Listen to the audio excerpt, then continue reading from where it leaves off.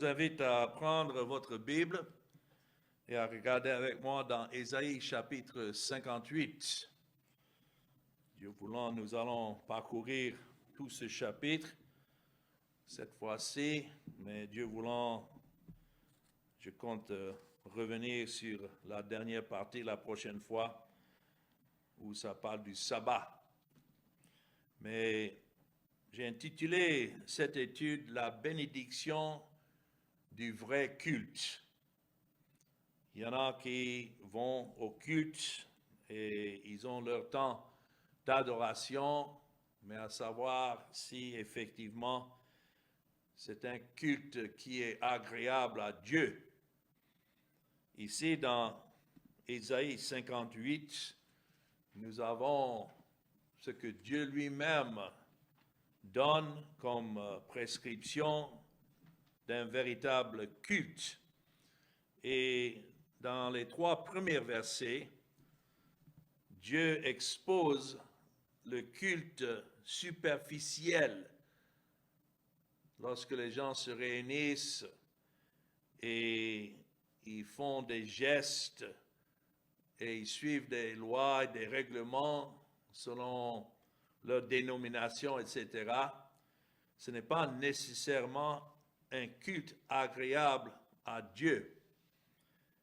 Ici, Dieu dit dans le verset 1, « Crie à plein gosier, ne te retiens pas. Élève ta voix comme une trompette et annonce à mon peuple ses iniquités, à la maison de Jacob ses péchés. Tous les jours, ils me cherchent, ils veulent connaître mes voies, comme une nation qui aurait pratiqué la justice et n'aurait pas abandonné la loi de son Dieu.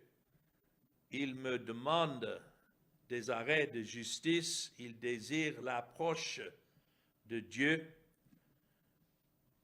Que nous sert de jeûner si tu ne le vois pas? » Donc, il faisait tous ces gestes au nom de la justice. Pourtant, il pose ici la question, surtout le peuple, que nous sert de jeûner si tu ne le vois pas, de mortifier notre âme si tu n'as point égard.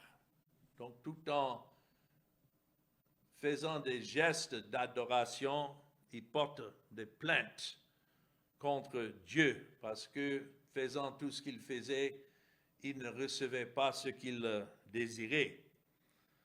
Ainsi, Dieu donne à Ésaïe cette mission de crier à haute voix et ne pas épargner quoi que ce soit.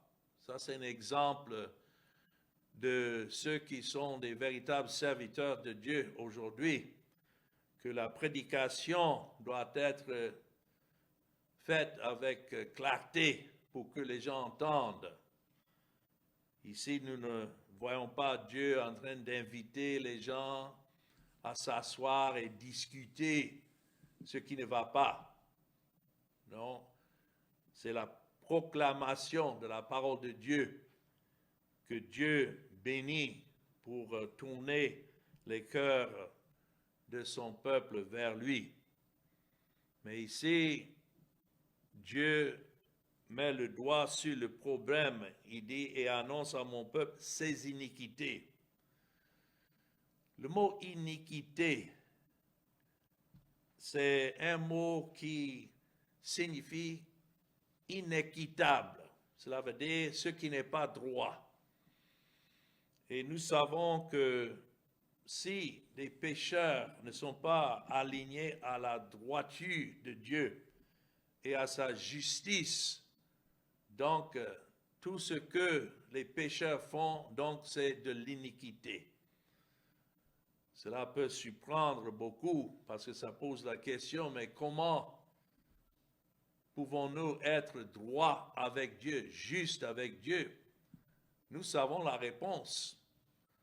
À travers la Bible, c'est uniquement à travers l'œuvre du Seigneur Jésus-Christ qu'il est venu accomplir et par son œuvre, le Père était satisfait et donc a déclaré juste chaque pécheur que Christ est venu représenter. Certains vont dire, mais Christ n'était même pas encore venu à ce moment-là. Oui, mais à travers les sacrifices que les gens offraient et les jours de jeûne, chaque fois qu'il y avait des jours de fête pour célébrer la grâce de Dieu et l'œuvre de Christ représentée par les sacrifices, les gens devaient jeûner. C'était un jour de mettre à part pour une adoration complète de Dieu et de réflexion sur sa grâce, que le sang versé des animaux représentait. Le sang des animaux ne pouvait pas ôter les péchés. C'était pourquoi les gens devaient continuer toujours à offrir ces animaux. Mais ça représentait le sang de Christ. Donc ceux à qui l'Esprit de Dieu était donné offraient ces agneaux et ces offrandes sanglantes en anticipation de l'œuvre de Christ qui devait venir. Mais pour beaucoup, à travers le temps, le fait de venir et offrir ces offrandes et offrir les sacrifices sanglants, c'est devenu simplement quelque chose d'obligatoire et non par la foi que l'Esprit donne pour regarder à Christ. C'est pourquoi Dieu leur dit ici, ça c'est l'iniquité, ça c'est ce dont Isaïe devait proclamer avec une haute voix et annoncer, il dit, à la maison de Jacob, ses péchés. Je peux dire que le même message doit être annoncé aujourd'hui, parce que les gens se réunissent pour faire leur culte, mais Christ n'est pas honoré. Ils sont ignorants de l'œuvre de Christ et de son offrande et ce qu'il a accompli au juste pour que le Père soit juste tout en justifiant ceux pour qui Christ est mort. Mais les gens ne veulent pas entendre de tels messages. Ils veulent penser que par leurs zèle, leurs efforts, qu'ils sont en train de faire des choses agréables à Dieu, sans tenir compte de la nécessité de l'œuvre de Christ. Alors tout ce qui est en dehors de Christ et de la transgression, c'est de l'iniquité, c'est l'injustice. Et donc c'est de haute voix que nous devons faire proclamer ce même message aujourd'hui. Dieu dit que quotidiennement, ici dans le verset 2, tous les jours, il me cherche, mais c'est pour des raisons contraires à ce que Dieu lui-même dit de le chercher. Les gens aujourd'hui cherchent Dieu pour des besoins personnels. Ils ont vu certaines choses qu'ils veulent de Dieu, donc ils s'approchent de lui pour chercher à avoir ce qu'ils veulent. Et croient que les gens sont zélés et extérieurement, de l'apparence, il semble que c'est une bonne chose. Il semble qu'ils sont le peuple de Dieu et dévoués pour la gloire de Dieu par ce qu'ils font. Pourtant, au cœur, ils étaient des gens qui étaient injustes et qui ne pratiquaient pas la justice. Ils prétendaient avoir la justice devant Dieu, mais on voit déjà par leur plainte, par ce qui suit dans le verset 3, où au cœur, voilà, Christ a dit ça, que le peuple l'honorait avec leurs lèvres, mais leur cœur était loin de lui. Et voilà l'exemple ici dans le verset 3. Que nous sert de jeûner si tu ne le vois pas? C'est une manière de repousser les prescriptions de Dieu pour mettre à part ces jours, d'offrir des sacrifices en vue de l'œuvre de Christ. Mais pour eux, ils se plaignaient parce qu'ils avaient autre désir que de glorifier Dieu. Pourquoi avons-nous jeûné et tu n'as pas vu? Donc c'est avec ce vernis spirituel à la surface, il semblait qu'ils adoraient Dieu, mais ce n'était comme le vernis qu'on met sur le bois, sans signification. Ils sentaient que Dieu était injuste envers eux. Tout en proclamant être justes eux-mêmes, ils blâmaient Dieu lui-même d'être injuste parce qu'ils ne recevaient pas ce qu'ils cherchaient selon les convoitises de leur chair. C'est comme s'ils disaient, Seigneur, nous avons jeûné, mais tu ne réponds toujours pas à notre prière selon notre gré. Ne sais-tu pas que nous te recherchons quotidiennement? Prenons plaisir à connaître tes voies, pratiquons la justice et prenons plaisir à nous approcher de toi. Pourtant, tu ne réponds pas à nos prières. Oh, si on pouvait vraiment voir les cœurs des hommes comme Dieu les voit, parce qu'il voit tout. Les gens se réunissent, ils chantent des chansons et ils disent Amen, Alléluia, gloire à Dieu. Tout cela est à la surface. Pourtant, s'ils ne reçoivent pas ce qu'ils cherchent, peut-être c'est la santé, peut-être c'est une promotion dans leur travail, ou peut-être qu'ils cherchent un enfant ou des enfants, on ne sait pas. Il y a beaucoup de raisons que les gens s'approchent de Dieu faisant leurs demandes. Mais si Dieu ne répond pas à ce qu'ils demandent, alors ils font à Dieu des reproches. Donc, dans le reste de ce verset 3 jusqu'au verset 5, Dieu expose le culte superficiel de son peuple. Nous lisons, voici le jour de votre jeûne, la deuxième partie du verset 3. Vous vous livrez à vos penchants et vous traitez durement tous vos mercenaires. Voici, vous jeûnez pour disputer et vous querellez, pour frapper méchamment du poing. Vous ne jeûnez pas comme le veut ce jour, pour que votre voix soit entendue en haut. Est-ce là le jeûne auquel je prends plaisir, un jour où l'homme humilie son âme, courber la tête comme un jonc et se coucher sur le sac et la cendre? Est-ce là ce que tu appelleras un jeûne, un jour agréable à l'Éternel? Donc, en réponse à leur demande, voilà les questions que Dieu lui-même pose. En effet, le jour de leur jeûne, ils trouvaient plaisir à exploiter leurs employés, ceux qui travaillaient pour eux. Et maintenant, Dieu expose la réalité.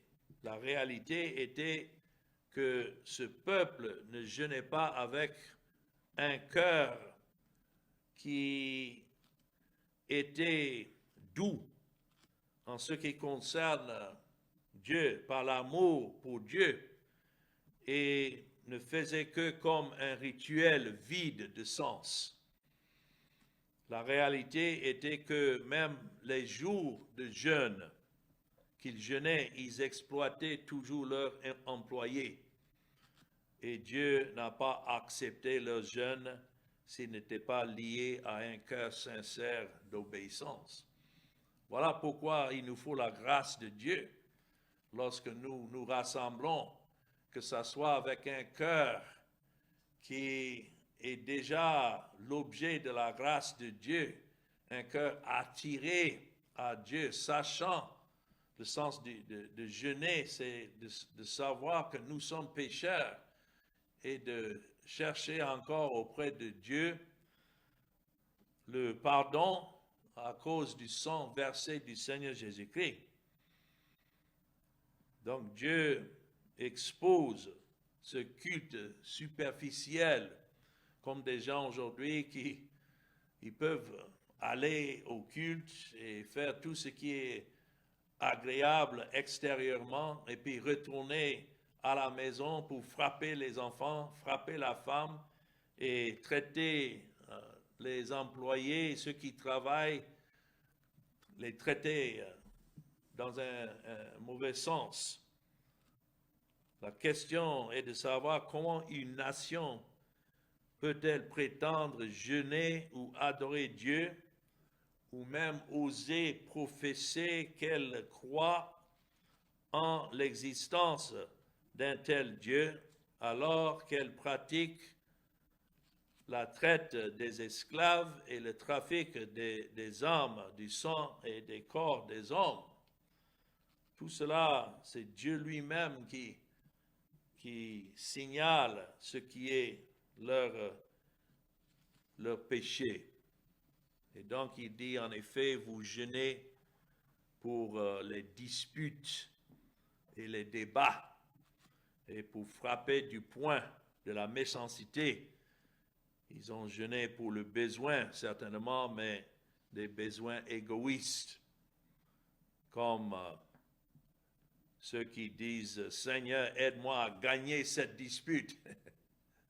Quand ça ne va pas entre deux personnes, ou bien Seigneur, aide-moi à vaincre cette personne.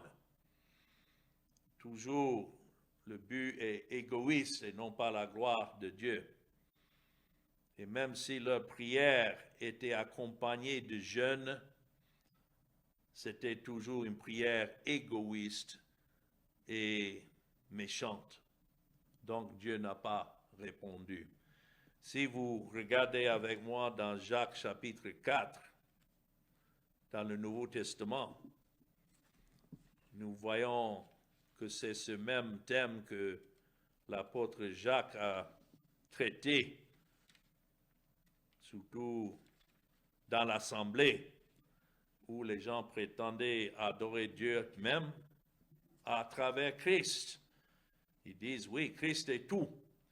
Pourtant, ils ne s'entendaient pas, surtout entre les Juifs et les païens. Il n'y avait pas d'entendement.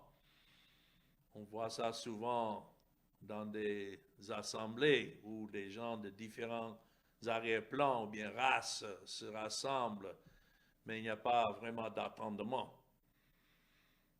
Donc Jacques pose la question ici dans le chapitre 4, verset 1, « D'où viennent les luttes et d'où viennent les querelles parmi vous? N'est-ce pas de vos passions qui combattent dans vos membres? » Voilà le problème, exactement comme Dieu a signalé ici. Vous vous approchez et vous prétendez jeûner, vous faites les gestes, pourtant votre désir, c'est vos passions et le convoitise de votre chair. Il dit, vous convoitez et vous ne possédez pas. Vous êtes meurtriers et envieux et vous ne pouvez pas obtenir. Quand il dit vous êtes meurtriers, ce n'est pas nécessairement qu'ils allaient jusqu'à tuer physiquement des gens, mais comme Christ a dit dans le sermon en Matthieu chapitre 6, 5, 6 et 7, que de penser du mal de quelqu'un et de vouloir le mal de quelqu'un, ça c'est le meurtre, c'est de vouloir, c'est comme si vous voulez tuer quelqu'un.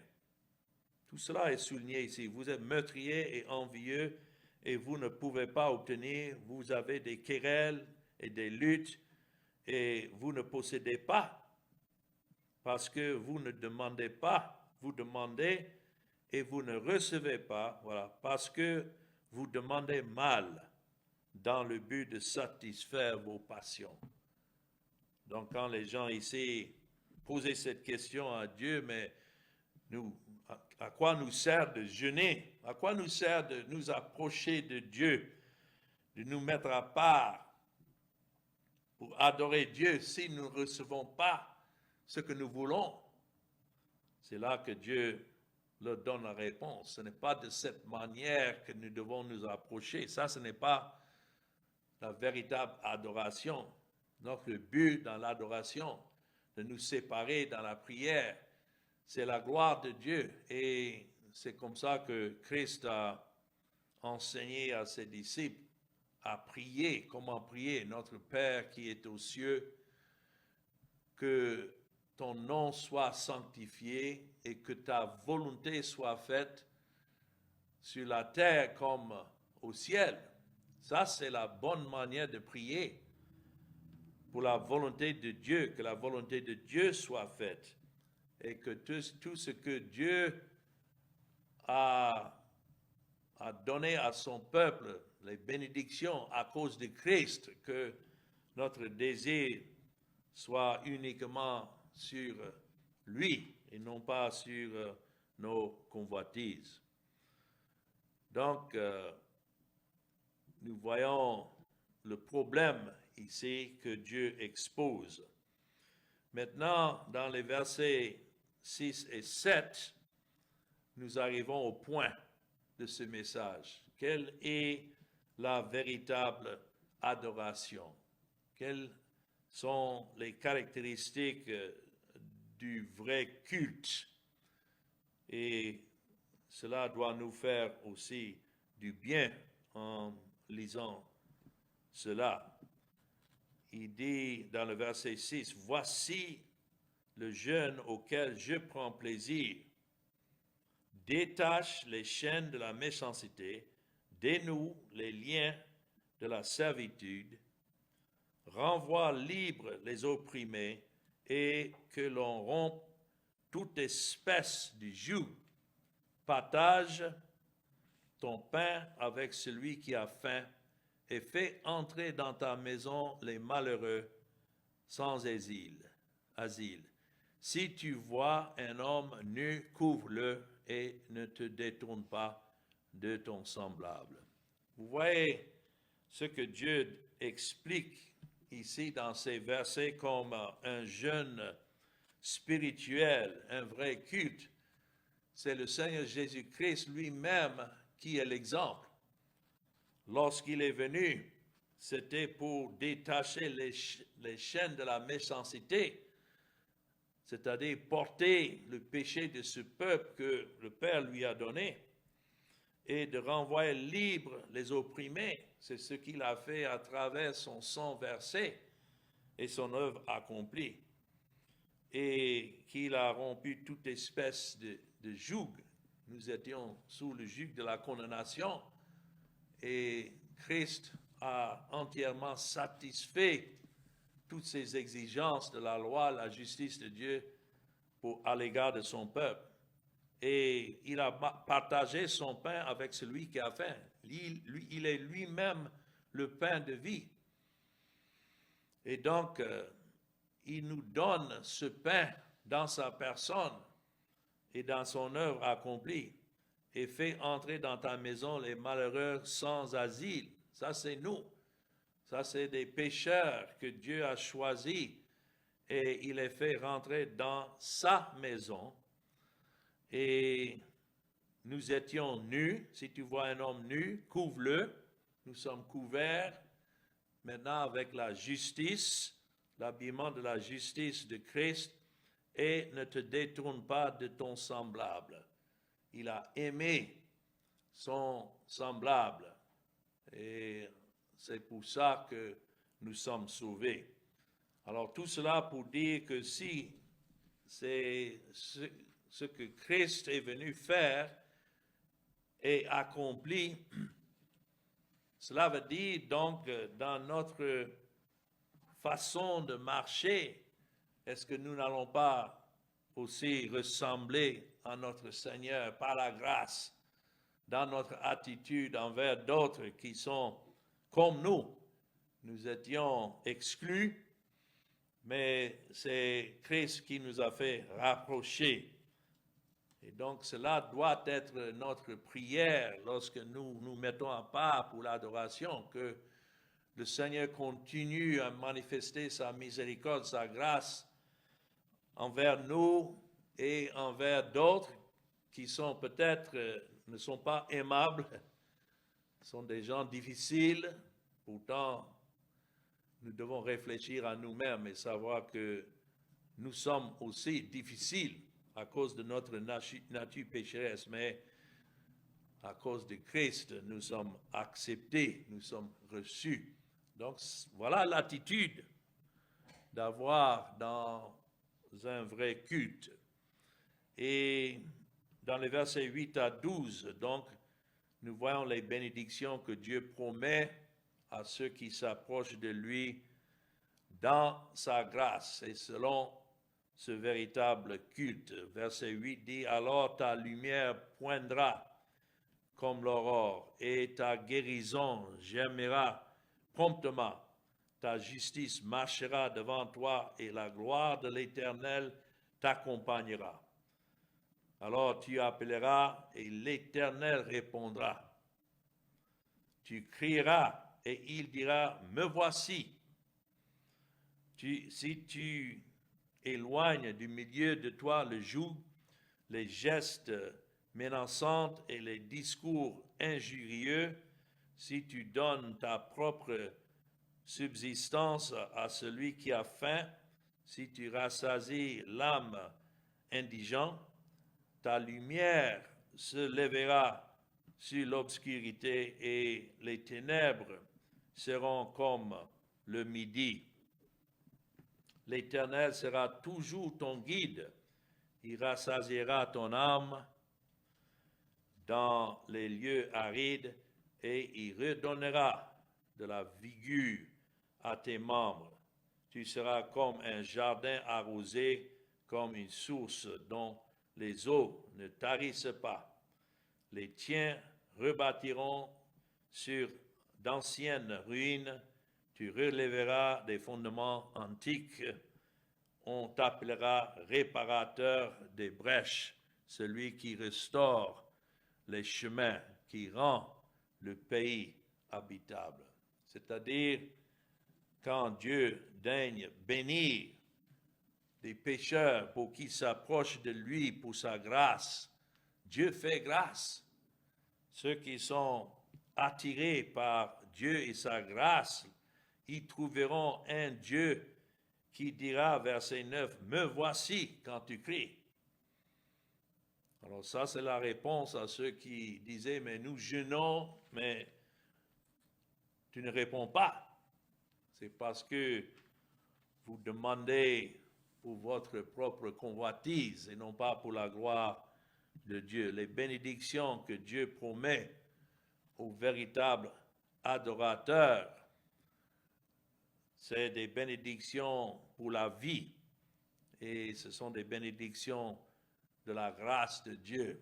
Dans Éphésiens, le chapitre 1, c'est là que Paul rend grâce à Dieu pour toutes les bénédictions spirituelles dans les lieux célestes. Il dit, béni soit Dieu le Père de notre Seigneur Jésus-Christ, qui nous a bénis de toutes sortes de bénédictions spirituelles dans les lieux célestes, en Christ. Et puis ça continue, en lui, Dieu nous a élus avant la fondation du monde, pour que nous soyons saints et irrépréhensibles devant lui, nous ayant prédestinés dans son amour à être des enfants d'adoption par Jésus-Christ, selon le bon plaisir de sa volonté, à la louange de la gloire de sa grâce qui nous a accordé, où? En son bien-aimé.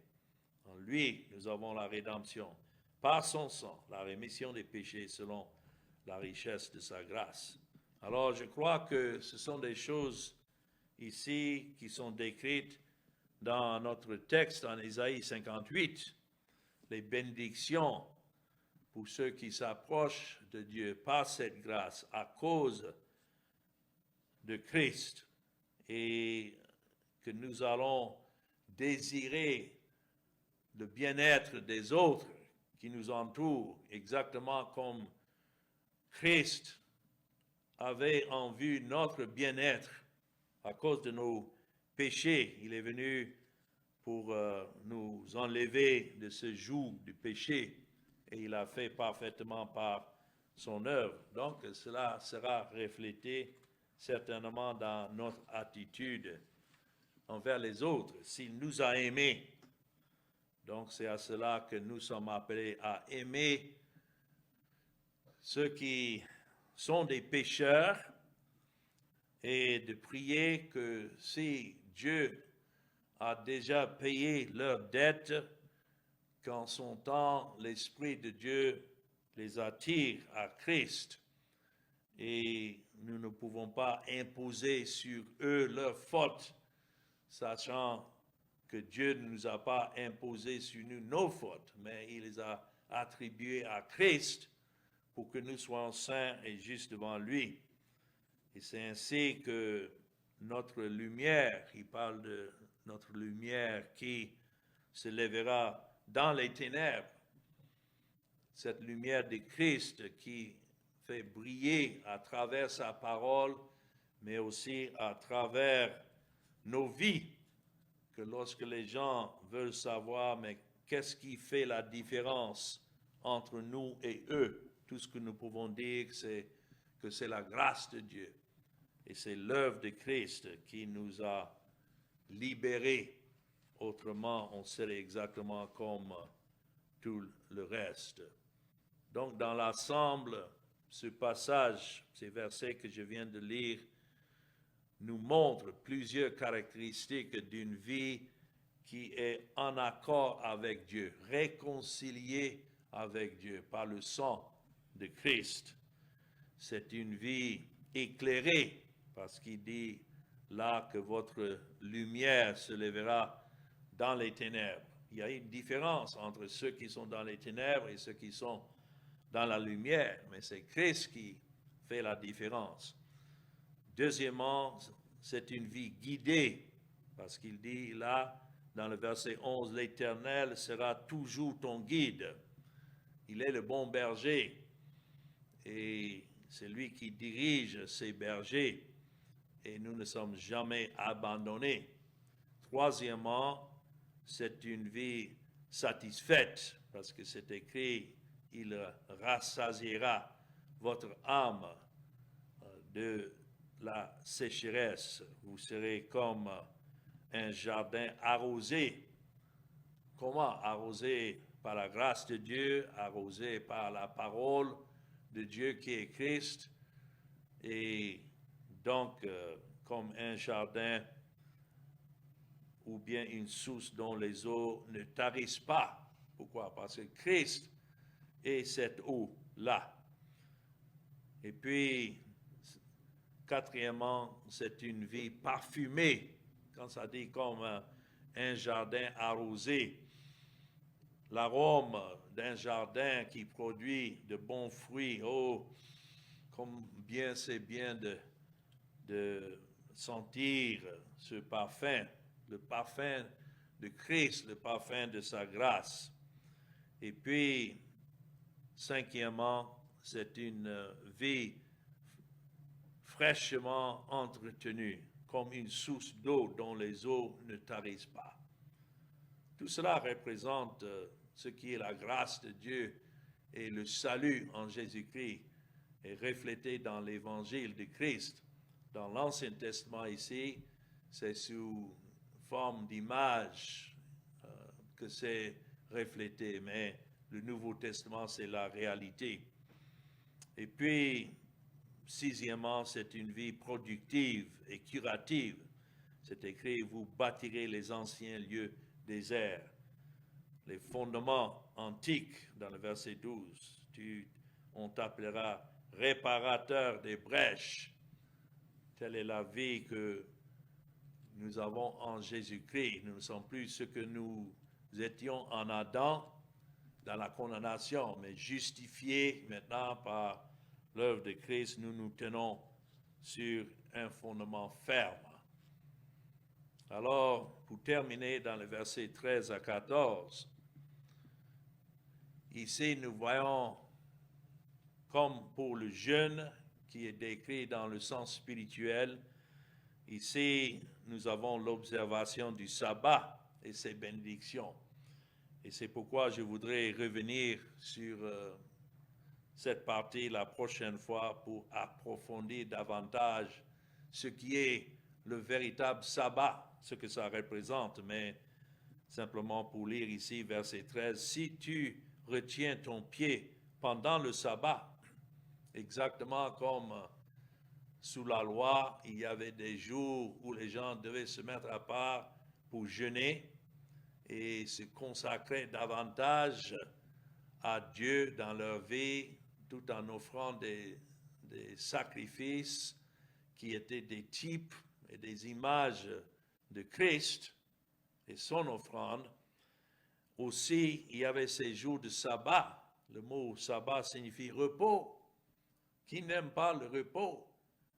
Et donc, il dit, si tu retiens ton pied pendant le sabbat pour ne pas faire ta volonté en mon saint jour, si tu fais du sabbat tes délices pour sanctifier l'Éternel en le glorifiant, et si tu l'honores en ne suivant point tes voies, en ne te livrant pas à tes penchants et à des vains discours, alors tu mettras ton plaisir en l'Éternel, et je te ferai monter sur les hauteurs du pays.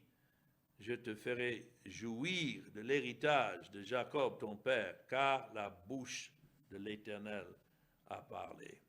À quoi sert le sabbat dans l'Ancien Testament? C'était un jour mis à part pour se consacrer entièrement à l'Éternel. Dans le Nouveau Testament, ce n'est pas un jour, mais c'est une personne, c'est l'œuvre de Christ. Christ a dit, venez à moi, vous tous qui êtes fatigués et chargés, et je vous donnerai quoi? Du repos. Donc la prochaine fois, je voudrais revenir sur cette partie parce que ça fait partie d'un véritable culte. Quand les gens me demandent si j'observe le sabbat, je dis oui, j'observe le sabbat tous les lundis, mardis, mercredis, jeudi, vendredi, samedi, dimanche, tous les jours. J'observe le sabbat parce que Christ est mon sabbat. Mais je voudrais revenir là-dessus la prochaine fois parce qu'il y a beaucoup qui pensent que c'est le dimanche qui est le sabbat chrétien. Alors c'est là le jour qu'il faut se mettre à part.